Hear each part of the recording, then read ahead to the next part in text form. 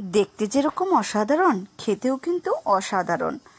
এই রকম কাচের গুলির মিষ্টি কিভাবে বানালাম পুরো ভিডিও দেখার জন্য অনুরোধ রইল। নমস্কার বন্ধুরা, উর্মিলা রান্নাঘরে অনেক অনেক স্বাগত জানাই আর অনেক অনেক ভালোবাসা নিয়ে আজকে আমার রান্নাঘরে দেখাবো সাবু দিয়ে কাচের গুলির মিষ্টি। দেখতে থাকবেন পুরো ভিডিওটা। তো দেখো, এইখানে আমি কিছুটা পরিমাণ সাবু নিয়েছি আর এইখানে আছে দুধ, খাঁটি গরুর দুধ। এই দুধটা দিয়েই কিন্তু আজকে বানাচ্ছি কাচের গুলির মিষ্টি।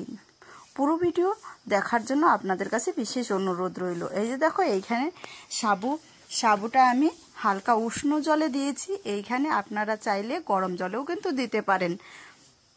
উষ্ণ জলে দেওয়াতে আমি অনেকক্ষণ কিন্তু একটু লেগেছে। একটু গরম জল দিলে 15 থেকে 16 মিনিটের মধ্যেই কিন্তু এই সাবুর দানাটা ভিজে যাবে। অবশ্যই আপনারা গরম জল দেওয়ার চেষ্টা করবেন। আমি উষ্ণ গরম জল দিয়েছি। এই দেখো, ততক্ষণে ভিজুক, আমি দুধটা কিন্তু জাল দিয়ে নিব। ছেঁকে নিচ্ছি দুধটা। প্রায় 1.5 কিলোর মতো দুধ আছে। খাঁটি গরুর দুধ খেতে কিন্তু অসাধারণ টেস্ট।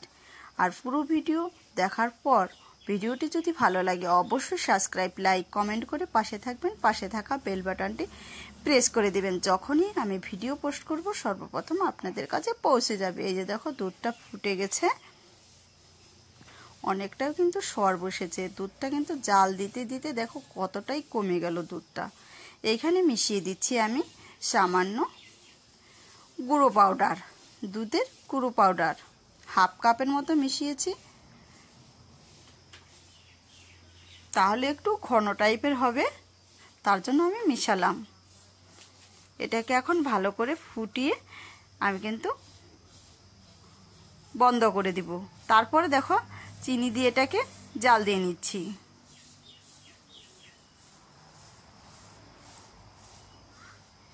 চিনি দিয়ে জাল দেওয়ার পর হালকা আমি নেড়ে চেড়ে দেব। এই দেখো, সাবুটা আধ ঘন্টা পরে এটা কিন্তু আমি আসলাম। সাবুটা অনেকটাই ভিজেছে। আর এই ছোট বাটিটা মাখা যাচ্ছে না বলে আমি আরেকটা বাটিতে আমি মেখে নেব। এইভাবে করে হাত দিয়ে যত মাখবে কাচের গুলির মিষ্টি খেতে কিন্তু টেস্ট লাগবে। এই যে সামান্য পরিমাণ আমি লবণ দিয়ে দিচ্ছি। এইখানে চাইলে আপনারা দুধের মধ্যেও দিতে পারেন, আমি সাবুর মধ্যে দিয়ে দিচ্ছি সামান্য পরিমাণ ঘি, অল্প পরিমাণ ঘি দিচ্ছি। এখানে ঘিটা আপনারা চাইলে ব্যবহার নাও করতে পারেন। দিয়ে ভালো করে কিন্তু এটাকে হাত দিয়ে মেখে নিতে হবে। এই দেখো, আমার হাত দিয়ে মাখা হয়ে গেছে সুন্দরভাবে। কত সুন্দর গোল হয়ে গেল। এটাকে আমি এখন মিষ্টির শেপ দিয়ে নিব। এভাবে করে যে যেরকম ছোটও পারেন ছোট বানাতে পারেন, কেউ আবার বড়ও পারেন, বড় করেও গোল করতে পারেন। আমি একটু মিডিয়াম সাইজের করলাম। মিডিয়াম সাইজ করে মিষ্টির শেপগুলো আমি দিয়ে নিচ্ছি। আর এত অতি সহজ, বাড়িতে ট্রাই না করলে কিন্তু একদমই বুঝতে পারবেন না কাচের গুলির মিষ্টি। আর খেতে কিন্তু নরম তুলতুলে হবে।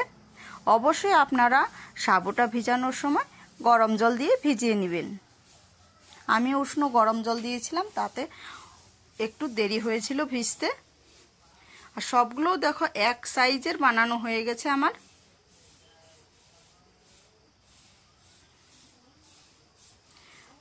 দুধটা আমি বন্ধ করে দিয়েছিলাম, আবার এখন আমি দুধটা একটু হালকা গরম করে নিচ্ছি। অনেকটা কমে গেছে আর দুধের কালারটা কিন্তু একটু লাল লাল হয়ে এসেছে, দেখেছেন তো। তারপরে আমি সাবুর কাচের গুলির মিষ্টিগুলো আমি দিয়ে দিব। এর উপরে দিয়ে দিলাম সবগুলো। এইভাবে এখন যেভাবেই নেড়ে চেড়ে নামান না কেন, এটা কিন্তু একদম কিন্তু ভেঙে যাবে না। যেভাবে জাল দিন না কেন এখন কিন্তু এটা একদম ভাঙবেই না। এই দেখো কত সুন্দর। একটু কিন্তু এই সাবুটা কত সুন্দর কাচের গুলির মতো হয়ে গেল। তাহলে বাড়িতে সম্পূর্ণ ভিডিওটা দেখে একবার হলেও ট্রাই করে দেখবেন।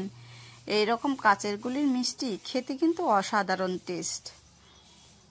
আর সম্পূর্ণ ভিডিও দেখার জন্য অসংখ্য অসংখ্য ধন্যবাদ। আমার জাল দেওয়া হয়ে গেছে। এই আমি কাচের গুলির মিষ্টিটাকে এখন কিন্তু নামিয়ে নিব। এই দেখো গ্যাসটা আমি কমিয়ে দিলাম।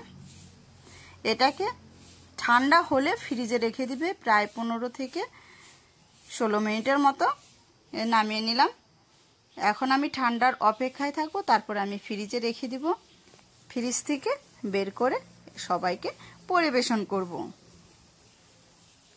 আর ভিডিওটি ভালো লাগলে অবশ্যই সাবস্ক্রাইব, লাইক, কমেন্ট করে পাশে থাকবেন। সম্পূর্ণ ভিডিওটা দেখার জন্য অসংখ্য অসংখ্য ধন্যবাদ।